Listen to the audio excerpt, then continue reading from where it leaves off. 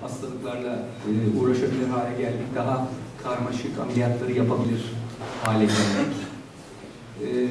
Avrupa Tıp Uzmanları Birliği UEMS'in cerrahi bölümünün altında 9 subseksiyon var. Bunlardan bir tanesi de hepatopankreatobiliyer cerrahi. Ve gayet yapılandırılmış bir yönetmeliği ve bir sınav sistemi var. Şimdi bu bahsettiğim 20-30 yılda bir önemli gelişme daha var. O da genel cerrahi ihtisasının kalitesi hem dünyada hem de ülkemizde biraz düştü. Dünyada bu saat kısıtlaması uygulamalarından dolayı daha ziyade, ülkemizde başka nedenlerden hem asistanların yaptıkları vaka sayıları hem daha karmaşık hastalara ve ameliyatlara olan exposure azaldı. O nedenle de cerrahi uzmanlarının bu alt dallarda ek eğitim ihtiyaçları arttı fellowship programlarıyla. Örneğin Amerika Birleşik Devletleri'nde ihtisası tamamlayan uzmanların %80'i bir fellowship programına başvuruyor. Ve yalnızca hepatopankreatobiliyer cerrahide 26 fellowship programı var. Bunların hepsi standartize değil. Ancak hem onun standartizasyonu hem de sonunda bir belgelendirme sınavı için çok ciddi çalışmaları var Amerikalıların. Ülkemizde de hepatobiliyer cerrahi bu süre içinde seksiyonlaştı. 30 yıllık bir geçmişi var. İlk servisler İstanbul Tıp Fakültesi'nde 1989 yılında kurulmuştu. Hemen arkasından Ege Üniversitesi'nde, Ankara'daki üniversitelerimizde, birçok üniversitemizde de HPB dalları gelişti. Ulusal derneğimiz kuruldu ve 1993'ten beri düzenli olarak 2 yılda bir kongrelerimizi yaptık. Hatta 2003 yılında Avrupa Kongresi'ni yaptık. Bu Avrupa'da da bu ölçüde organizasyon az. Aynı zamanda dünya literatürüne katkılarımız oldu. Örneğin karaciğer hemanjiyom manipülasyonu gibi, kistatikte bazı teknikler gibi teknikleri dünya literatürüne sunduk. İşte bu durumda dünyada da bu standartizasyonu belgelendirme çalışmaları başlamışken Türkiye Hepatopankreatobiliyer Cerrahi Derneği de dünyayla senkron bir şekilde bu konuyu işlemeye, bu konunun Türkiye'deki standartizasyonla belgelendirilmesini daha düzenli bir şekilde sokmaya çalışmalarına başlamak için ön ayak olmak istiyor. Bu nedenle bugünkü bu toplantıyı düzenledik. Hepinizi özel olarak davet ettik. Geldiğiniz için tekrar çok çok teşekkür ederiz. Fakat aynı zamanda bu ülkemizin bu karışık günlerinde davetinizi hiç tereddütsüz hakikaten söylemek gerekir ki kabul eden ve bugün burada aramızda olan çok değerli yabancı konuklarımıza özel bir teşekkürü borç biliyoruz. I would like to extend a warm welcome to you all for coming, accepting our invitation without any hesitation during these, I must say, turbulent days of our country. So it's not enough how much, no matter how much we thank you, it won't be enough. Ben şimdi ilk konuşmayı yapacak konuğumuzu davet etmek, sunmak ve oturumu yönetmek üzere bir önceki başkanımız Sayın Osman Abbasoğlu'nu kürsüye davet ediyorum. Günaydın, hepiniz hoş geldiniz. Bu oturumumuzun konuşmacısı Edinburgh Üniversitesi'nden Profesör Rowan Parks olacak. Konuşmadan sonra tartışma bölümümüz de var. Bir 10 dakikalık, belki biraz da uzatabiliriz. Ve konuşmadan sonra sorular alınacak. Siz de sorularınızı sormak için lütfen rahat olun. Ben kısaca Doktor Parks'ı tanıtmak isterim. Hepimizin bildiği bir meslektaşımız. Doktor Parks tıp eğitimini Kuzey İrlanda'da tamamlıyor. Daha sonra hepatobiliyer cerrahi fellowship'liğini Edinburgh Üniversitesi'nde yapıyor. Bu dönemde obstrüktif sarılığın gastrointestinal sistemin bariyer fonksiyonuna etkisi gibi bugün çok derin etkiler bırakmış bir konuda yapıyor. Halen Edinburgh Üniversitesi'nde cerrahi profesörü. Aynı zamanda Birleşik Krallık ve İrlanda Hepatopankreatobiliyer Cerrahi Derneği, Hepatopankreatobiliyer Cerrahi Derneği Başkanı. HPB bilimsel komisyon başkanlığı yapıyor. Avrupa Afrika Hepatobiliyer Cerrahi Derneği'nin eğitim merkezleri belgelendirme alt komisyonu başkanı. Yani bayağı geniş bir, zengin bir CV'si var. 150'den fazla bilimsel yayına imza atmış ve hepatopankreatobiliyer cerrahi eğitim üzerinde de büyük çalışmaları var. Şimdi ben konuşmayı davet etmek üzere, kendisini davet edeceğim konuşması yapmak üzere kürsüye. Professor Rowan Parks, may I invite you to the stage to give your talk. I briefly summarize your CV. Your CV is huge, so we don't have enough time to summarize it. Thank you for coming here. Osman, thank you very much, Yaman and colleagues. It's lovely to be back in Turkey to renew a lot of friendships, and really good to be here. So thank you for the invitation. So I was asked to start this morning by thinking about standards of HPB training in Europe. I'm going to start with sort of a more general introduction about standards of training of surgery in general, and then focus a little bit on the HPB side of things. So Europe has a lot of countries, depending which definition we use, but there's a huge number of training programs and way that surgical education is delivered. It's certainly not uniform among the various countries of Europe, and quality assurance of that surgical training is not currently standardized. But each individual country really, in many circumstances, just has its own autonomous regulations. They have different targets, different objectives, different aims. The content and principles of surgical training are relatively variable. But in 1975, certainly in the European community aspect, one of the directives implemented free movement of doctors and mutual recognition of diplomas, certificates and other evidence of formal qualifications.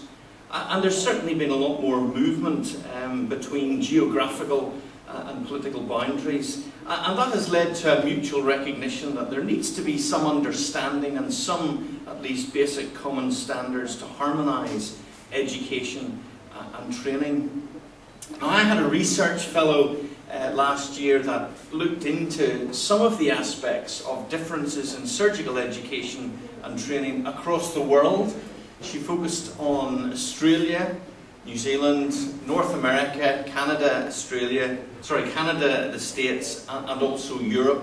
And within Europe, just selected a few different countries. But you can see that even with this slide, medical school is in blue, and you can see it's usually either 5 or 6 years. Some countries have a period after medical school of internship, but not all. Some have sort of common or core or basic surgical training, followed by specialist surgical training, and others go straight into surgical training. So there's a huge variation in terms of getting entry to medical school to getting an end point or completion of specialist training. And that definition of surgical training also varies a little bit. What is required within a training program varies, and I'm just going to pick a few examples just to show you as examples. So in Austria, 6 years of general surgical training, at the end of which you do a specialist exam in the country.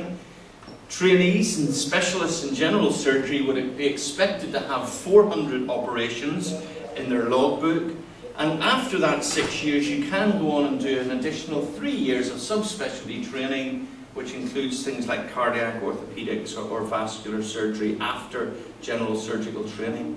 In Finland, again, 6 years of specialist training. 3 or 4 of those years would be in a peripheral or in a district hospital. 2 or 3 years in a large teaching or university hospital. Again, their training is split into phases. Phase 1, you'd be expected to do about 150 operations, and Phase 2, 400 operations.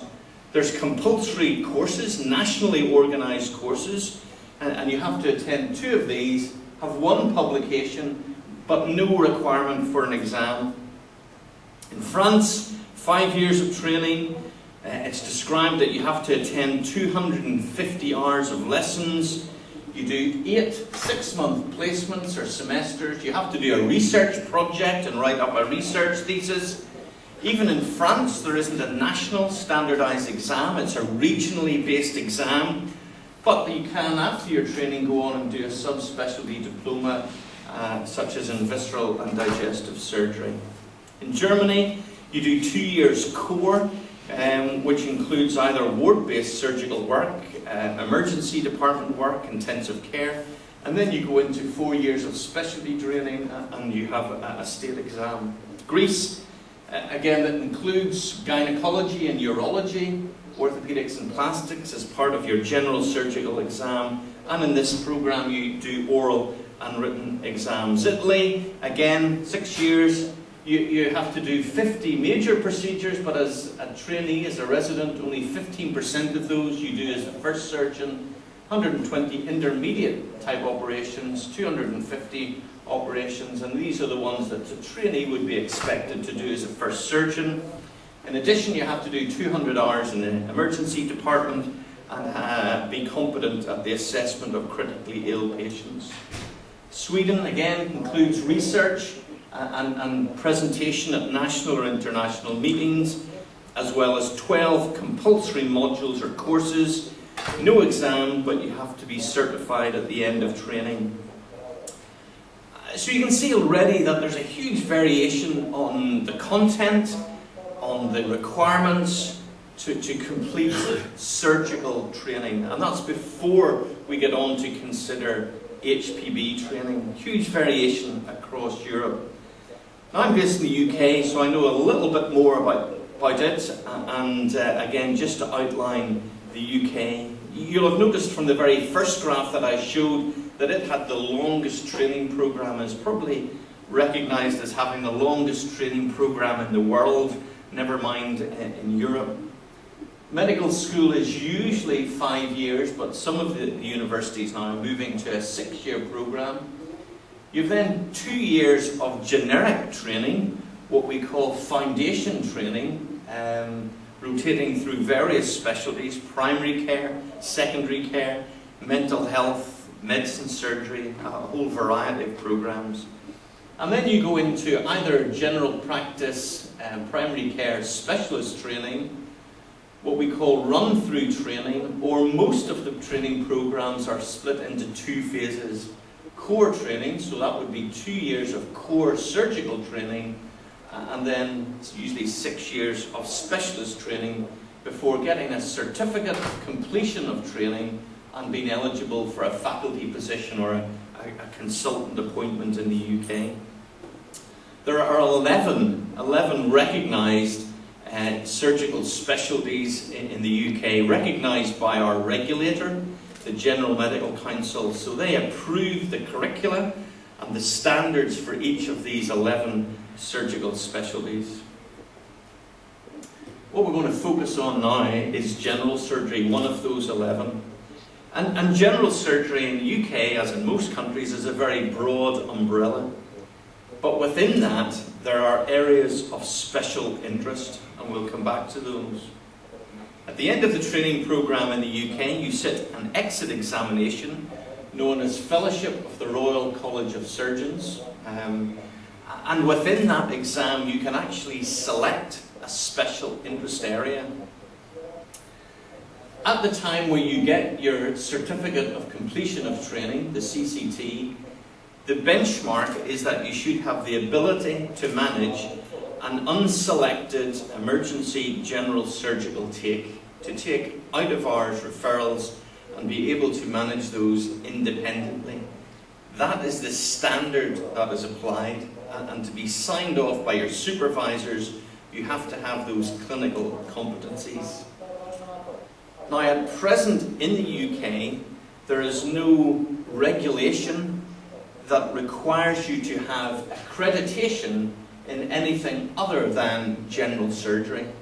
That may change, and there's a lot of talk at the present time about the General Medical Council, the GMC, accrediting very sub-specialist or super-specialist areas. But at the minute, it's not an absolute requirement. A lot of people do it, but it's not a requirement.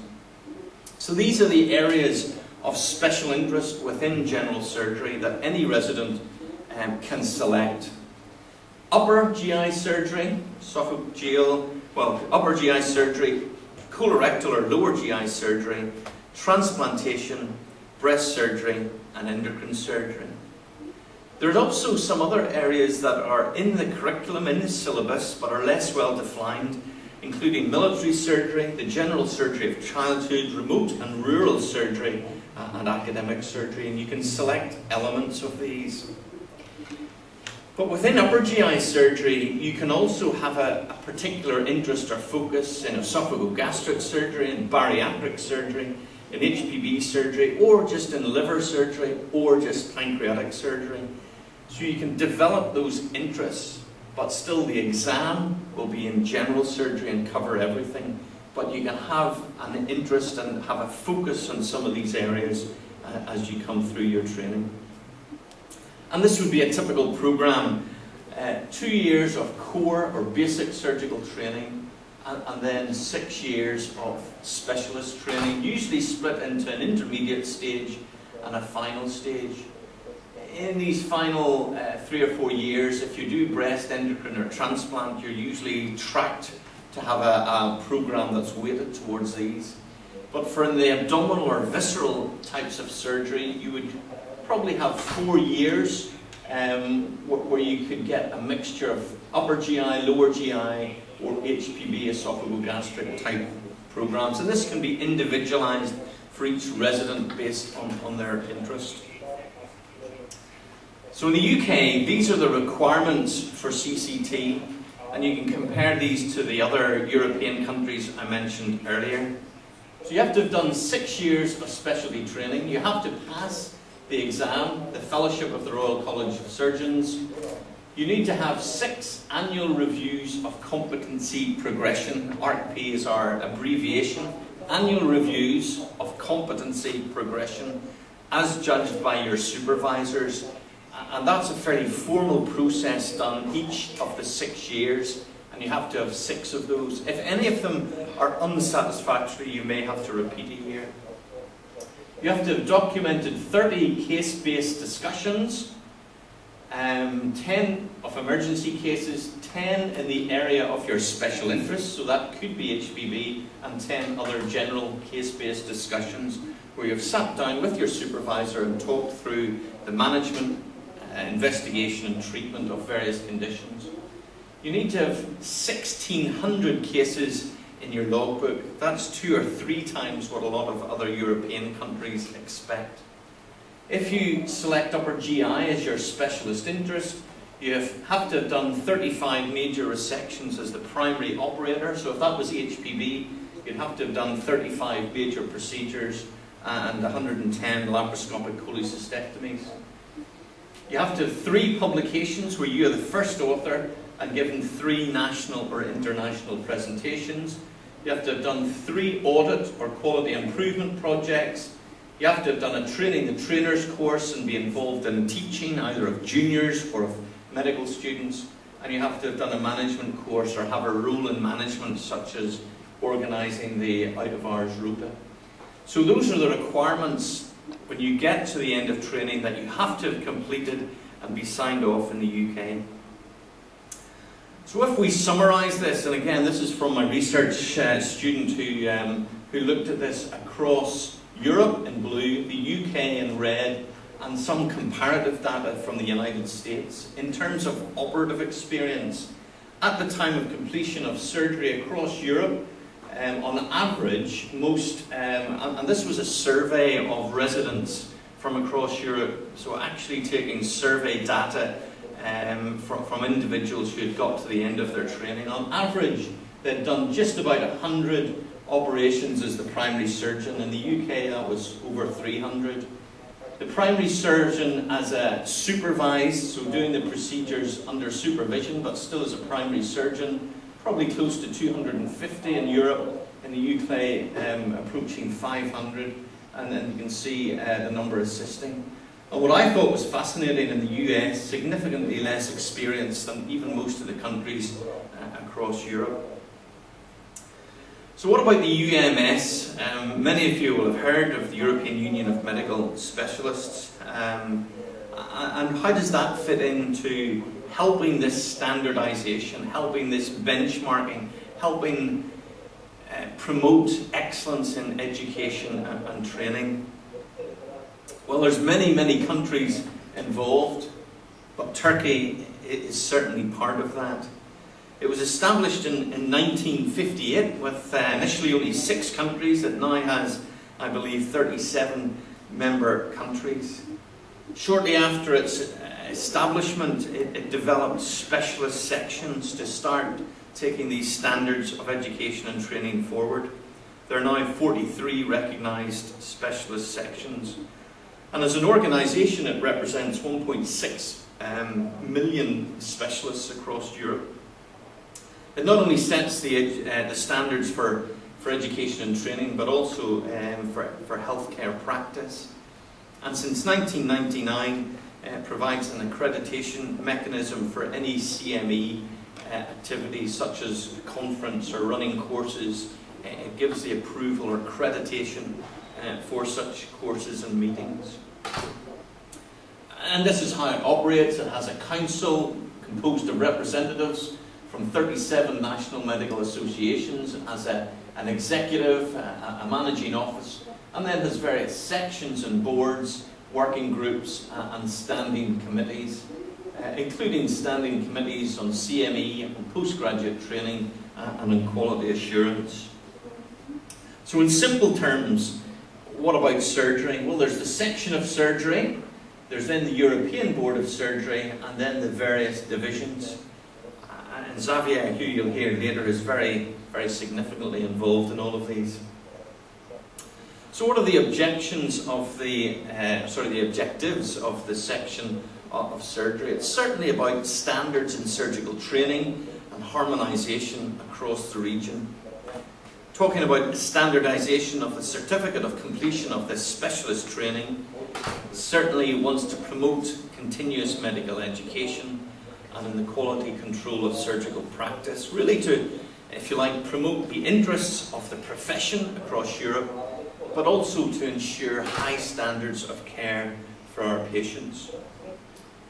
The European Board of Surgery is a subcommittee of the section of surgery, and the board looks after the qualification, the surgical qualification, the exam or the diploma. And again, Xavier is going to go into this in more detail, but it also looks at standards for CME, criteria for training centres, and to facilitate exchange of surgical trainees. It has a number of divisions, okay, so there's the various divisions, but that includes HPB surgery, what we're thinking about today. There is the exam, and I'm not going to focus on that at all. Xavier is going to cover that, but there are various parts to that, the eligibility and the exam itself. So I'm going to skip these, but it involves looking at the logbook, the various courses and congresses, and then doing the exam itself. What I'm going to focus on is the fellowship program.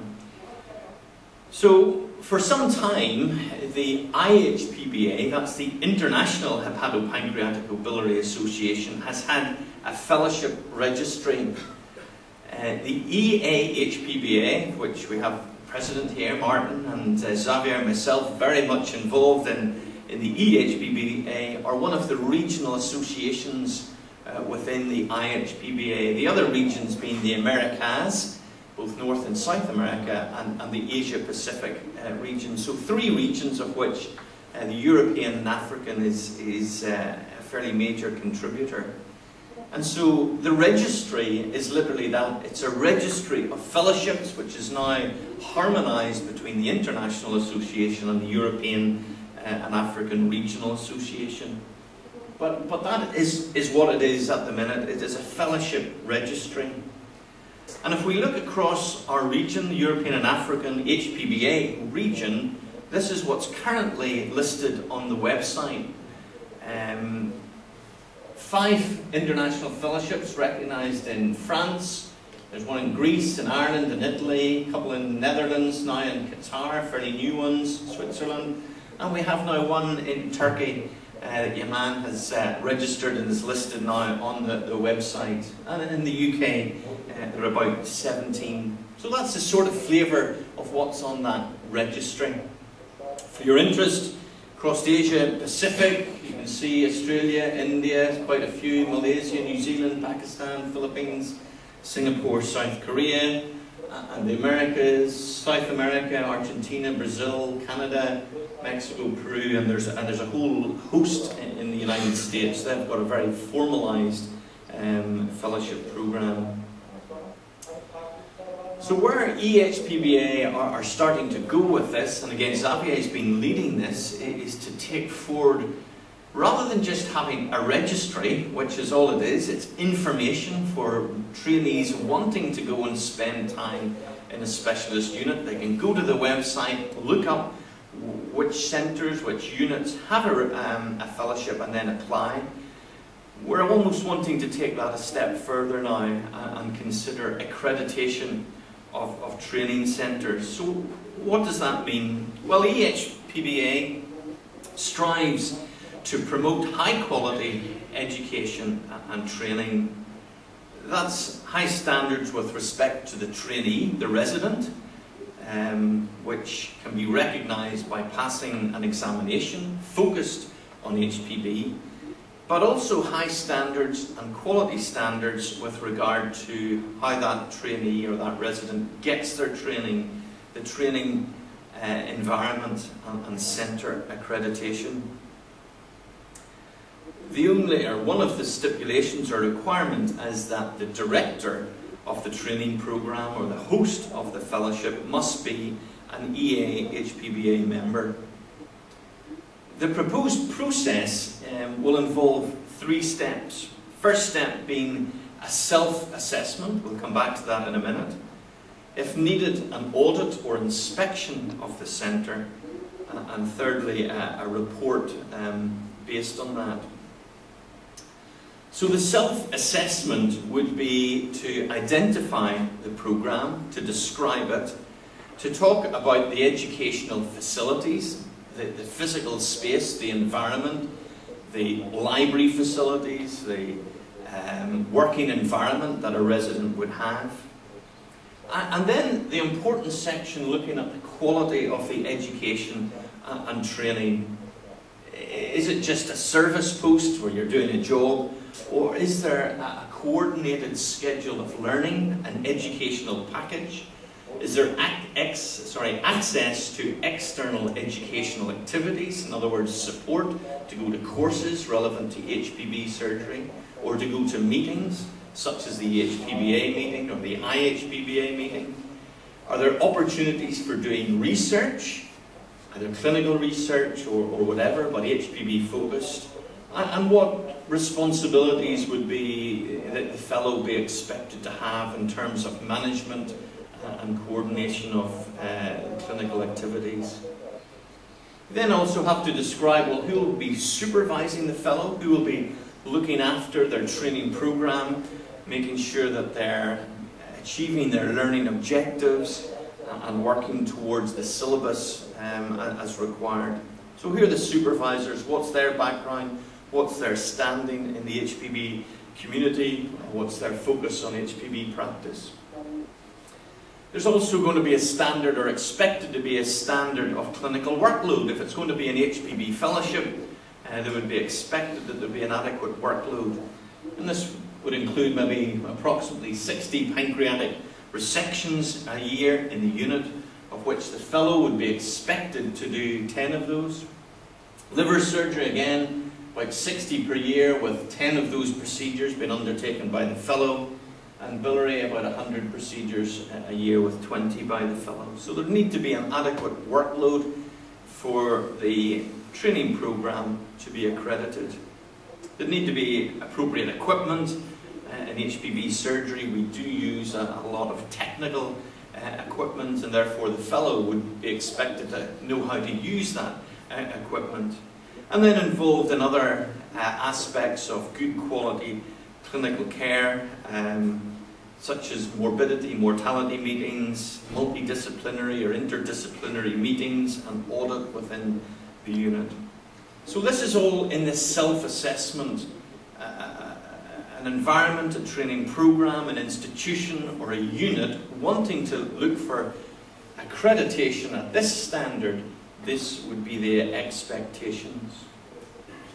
So this self-assessment document would be submitted, and a subcommittee of the EHPBA would look at this to decide, is the program eligible without any further questions? Is it borderline? It's nearly there, it might be there, we need to look in a little bit more closely. Or does it fall well short of the standards and therefore not be eligible? An inspection may be required in two areas. If the program is deemed eligible, a big busy unit, well recognised supervisors and trainers, it would get its accreditation on a paper-based exercise alone. Nothing further would be required. But if it was borderline, the suggestion is that that would require an inspection, a visit to the unit. There would also be an inspection or an audit of training programs randomly of those that are deemed eligible. Eligibility would last for 5 years, so sometime in that 5-year program the expectation might be that there would be a visit to inspect and to check that the program is reaching these standards.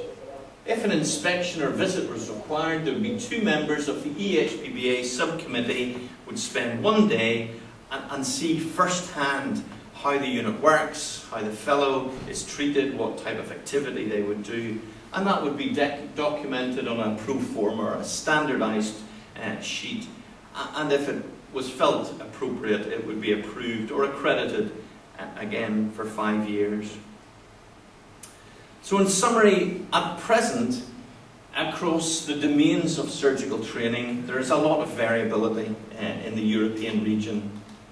What UMS is aiming to do, and has been aiming to do over the past number of decades, is set standards. And those standards both for general surgery, but also for some of the more subspecialist areas, including HPB. At present, the IHPBA and the EHPBA has a registry, it has a list of opportunities for fellowship training. But what we also have through EHA, PBA and the UMS is now a very robust examination process, and we're moving towards centre accreditation. Now we're at the very early stages of that journey.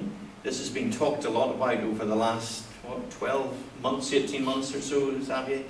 But we are starting to get to a point where this is what we would like to do in terms of approving and improving the quality and standards of education and training for those with an interest in HPB surgery. So I'll leave it there. I'm happy to either take questions now or later with the panel. Thank you.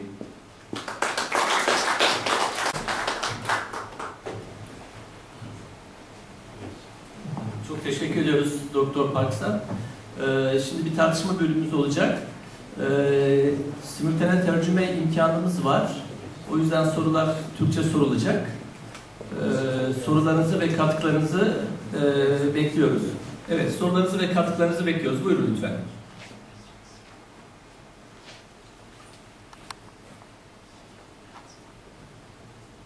İsterseniz ben başlayayım bir soruyla. Benim şöyle bir sorum var. Önce çok teşekkür ediyoruz.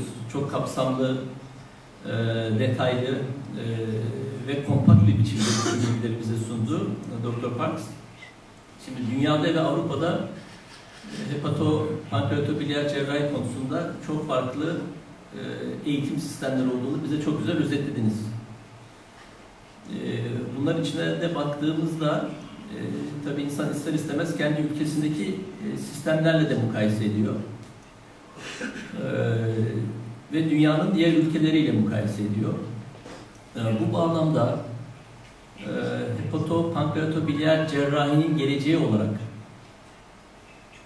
cerrahi onkoloji ve gastrointestinal cerrahi ihtisaslaşmalarını zaman zaman birbirlerinin içinde, zaman zaman birbirlerine rakip oluyorlar. Bunun geleceğini nasıl görüyorsunuz? Cerrahi onkoloji çok gelişirse hepatopankreatobiliyer cerrahinin alanı mı daralacak? Yoksa hepatobiliyer cerrahi gelişip cerrahi onkoloji mi daralacak? Hangi yöne gitmek gerekiyor? Çünkü burada büyük bir karmaşa var. Gastrointestinal cerrahi, hepatobiliyer cerrahi ve cerrahi onkoloji. Mesela Amerika Birleşik Devletleri gibi ülkede bunların üçü bir araya geçmiş ve sanki bir karmaşa var gibi. Bazı yerlerde bir kısım var, bir kısmı yok. Türkiye'de bunların ikisi var. Siz ne düşünüyorsunuz? Nereye gider bu iş? Very, very interesting, and I was going to use the American example that you quoted, in that HPB training can be through 3 different routes. It can be dedicated HPB surgery, it can be as part of surgical oncology training, or it can be part of transplantation surgery with HPB. So in America, they have 3 different routes, and I've been involved in a workshop in a collaboration with the Americans looking at those, and each of those are hosted by 3 different specialty associations, be it transplantation, HPB or oncology, 3 very strong associations, all of which have their own curriculum, have their own assessment process, have their own exams. But what they're trying to do is look at the overlap and the common areas. And at the minute, it does seem to be working in North America. So across Europe, it's interesting, and I can again speak more knowledgeably, I guess, about the UK. And in the UK, it's very much that we have not gone down a surgical oncology route. That is not the way clinical services are set up. They are set up on organ or disease-specific areas rather than oncology being a broad area. So in the UK, that's definitely not the way things are going. Across Europe, it may be variable, and you will know yourselves whether that is an increasing type of practice in Turkey. But certainly in the UK, we've very much decided against that. In the UK, we have very much, and there's an increasing focus now on HPB. And again, that's been led by the clinicians, it's led by the specialty, and it's been led by our national chapter, if you like, the Great Britain and Ireland Hepatopancreaticobiliary Association.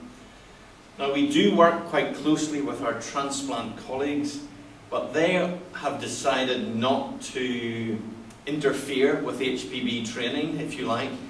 Some of the HPB centres also do transplantation, but in terms of the specialist society, the Transplantation Society have said they will purely look after transplantation, immunology aspects of it, and the multidisciplinary transplantation care. For HPB surgery, they've left it to our national chapter. So, if you like, the national chapter has taken a real lead in defining and helping to support, you know, fellowship development. And if in the UK the regulator requires us to have accreditation in HPB surgery, that's what it will be. So I think there's a real opportunity in Turkey. If the Turkish HPB Association as a national chapter feels that they want to take a lead in this, and take a lead in establishing what the fellowships should be, what the standard for those fellowships should be, and encourage people to do the exam, then I think it should be the Turkish HPB chapter that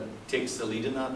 I don't know what the other pressures are in terms of oncology, in terms of more broader aspects of visceral and GI, or even transplantation, but I would suggest that the HPB community could take a real leadership role in defining what the standards are for HPB training. Mert Erken Koç Üniversitesi. Sizin açınızdan laparoskopi sadece bir teknik mi?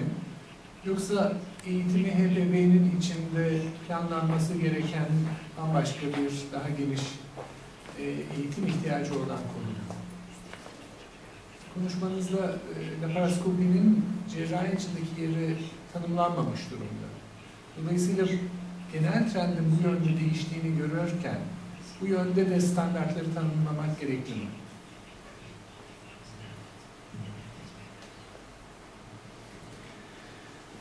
It was breaking up a little bit there, but I think you're asking about I was asking standards. if you see laparoscopy Yeah. just as a technique, so you don't need to mention that, or do you need to also standardize and plan its future in HPB surgery? Again, I think laparoscopy has been seen as a technique as it was introduced. So the biggest experience in the UK was with introduction of laparoscopic surgery for advanced colorectal surgery.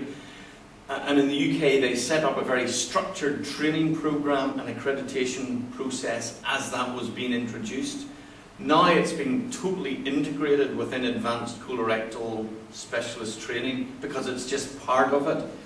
In HPB surgery, I think we are in a learning curve with laparoscopic techniques for major liver and pancreatic surgery. So I think it could be almost seen as a subcomponent of it. But eventually it should be just part of what's expected of all trainees, because I think it probably will become just part of the armamentarium, part of the requirements of everybody. Now there will be enthusiasts who will do the very complex and the very, very advanced, but in terms of training and at least standards of education and accreditation at a fellowship level, I think that should probably include at least the basic laparoscopic distal pancreatectomy, laparoscopic left lateral sectionectomy. So that should be, I think, incorporated in what would be expected. At present, it isn't defined in what we would expect of an accrediting program, but that might be something we should consider and take forward and have those discussions. So I think that's a very useful point. İki el kalktı, o iki soruyu alıp üçüncü el kalktı, üç soru alıp bu bölümü sonlandıracağız. Doktor Kılıçturgay, buyurun lütfen. Ben de çok teşekkür ediyorum. Çok aydınlatıcı bir konuşmaydı. 4 tane temel sorum olacak size. Birincisi, Avrupa'da HPB diploması ne anlama geliyor? Yani genel cerrahi HPB eğitimini almadan pankreatikoduodenektomi yapmıyor ya da karaciğer rezeksiyonu yapmıyor. Sonra etap devam ediyor. So my understanding, and Xavier and others can correct me, is that you don't absolutely have to have accreditation in HPB surgery in order to practice. That's certainly the case in the UK. You do not have to have subspecialization or accreditation in HPB to practice. It's not a regulatory requirement. And my understanding that would be similar across Europe. And Xavier is nodding. Teşekkür ederim. İkinci bu anlamdaki soru, merkez akreditasyonları başlıyor slaytlarınızdan anladığım kadarıyla. Bu durumda HPB sınavına alınacak kişiler bu merkezlerden çıkmadığı takdirde sınava alınmayacaklar mı?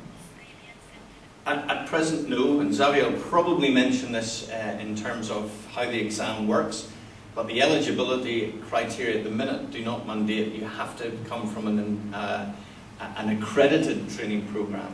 It would be expected that you've done training in HPB surgery and that will be looked at, but at this stage not. We don't have any accredited centres. This is only proposals for the future.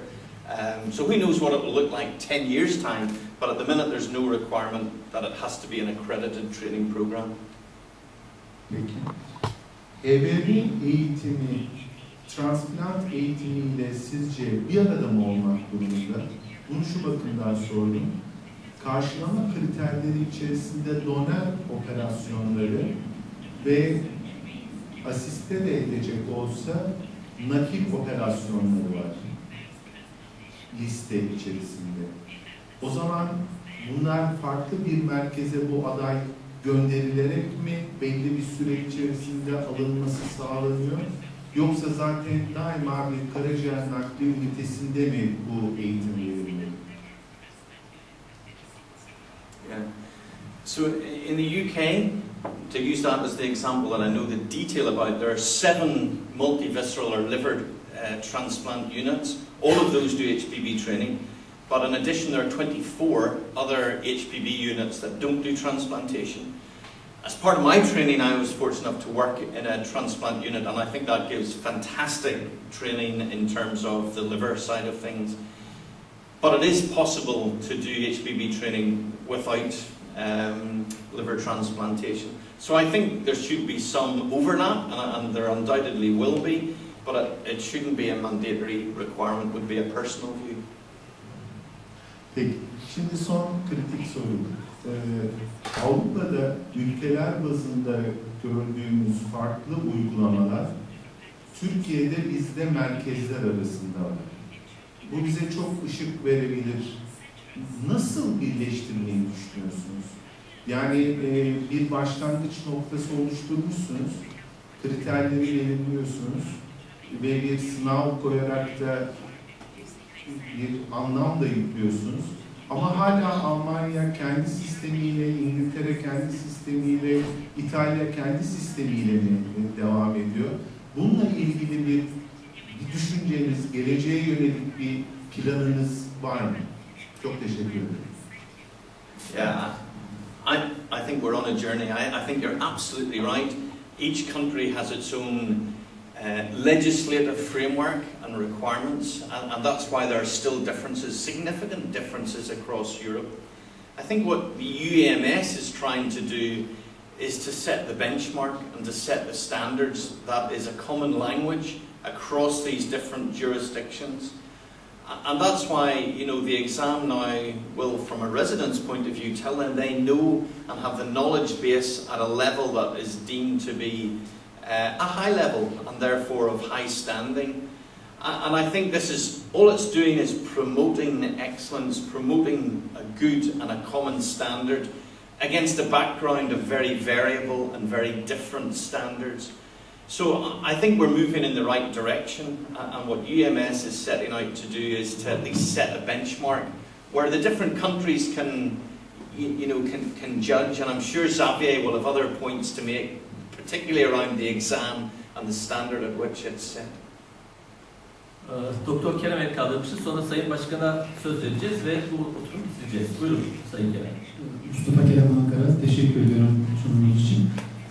Birleşik Krallık'ta HPB eğitimini veren kurumların belirlenmesinde dernek mi söz alıyor? Yani şu merkezler bu eğitimi verebilir diye, yoksa Sağlık Bakanlığı nasıl kriterler belirleniyor? Bu merkezleri belirleyen faktörler neler? At the present, it's not the government, it's very much the profession, it's the professional group. The way it's been driven by the government, however, is to nominate cancer centres, and it's built around cancer care and cancer networks. And so only HPB surgery is done in high volume centres now. So that has almost made it very easy. It's not any institution that can just start doing at least the cancer surgery. So the two have been able to align without too much difficulty, but it's the professional group, it's the national association that has determined, that's a training centre because it has high volume. So it's a bit of both, I guess. Sayın Tekar, buyurun. Bu merkez akreditasyonuna kesinlikle katılıyoruz. Olması gereken bir şey. Sonrası için bazı dil ve yasal sorunları da içeren bir kıta sınavı ile alınacak diploma mı daha gerçekçi? Yoksa o merkezden alınacak belge sonrası ulusal bir sınavın UEMS tarafından veya HPB tarafından akreditasyon belgelendirilmesi, kabul edilmesi mi daha gerçekçi sizce?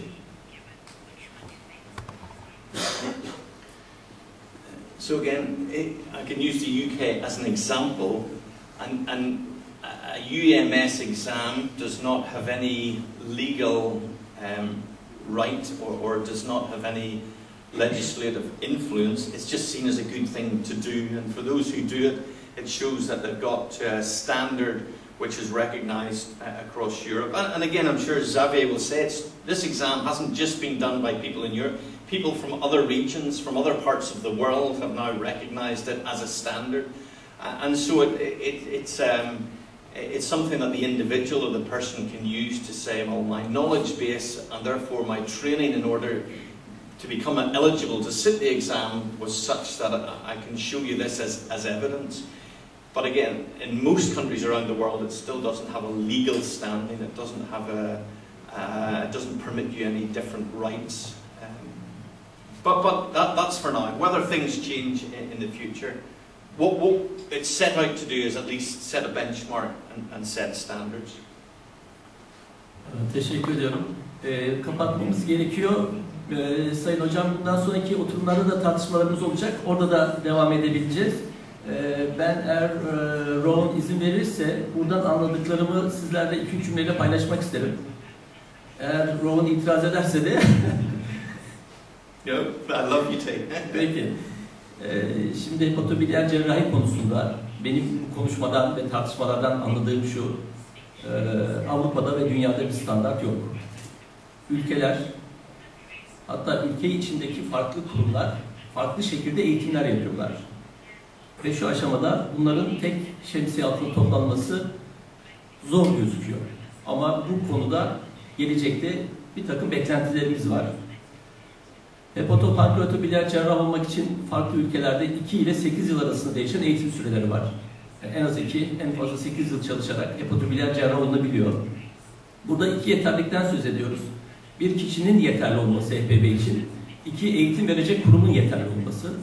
Bunlar için de bir takım standartlar ortaya konmuş ve bu standartlar gelişmeye devam ediyor. Hem kişi yeterli olacak ve o yeterli olabilmesi için de yeterli eğitim verebilecek bir kurumdan bunu almış olması gerekecek. 2016 yılında hepatopankreatobiliyer cerrahi eğitim almış olmak bir zorunluluk değil ameliyat yapmak için. Yani bu her yerde böyle. Fakat bu bir yeterlilik göstergesi, belki bir ayrıcalık göstergesi, belki bir tercih edilme sebebi olarak karşımıza çıkıyor. Ve bu kişilerin gelecekte daha kurumsallaşmasıyla herhalde hedef bu eğitimi almamış kişilerin belli cerrahi işlemleri yapmaması yönünde olacak. Ama şu anda ondan oldukça uzak gözüküyoruz. Sanıyorum Rowan da bu özetime katılacaktır. Ben şimdi bir sonraki oturumu yönetmek üzere sevgili arkadaşım Doktor Çoker'i davet ediyorum. Katılımlarınız ve konuşması için Profesör Parks'a tekrar teşekkür ediyorum.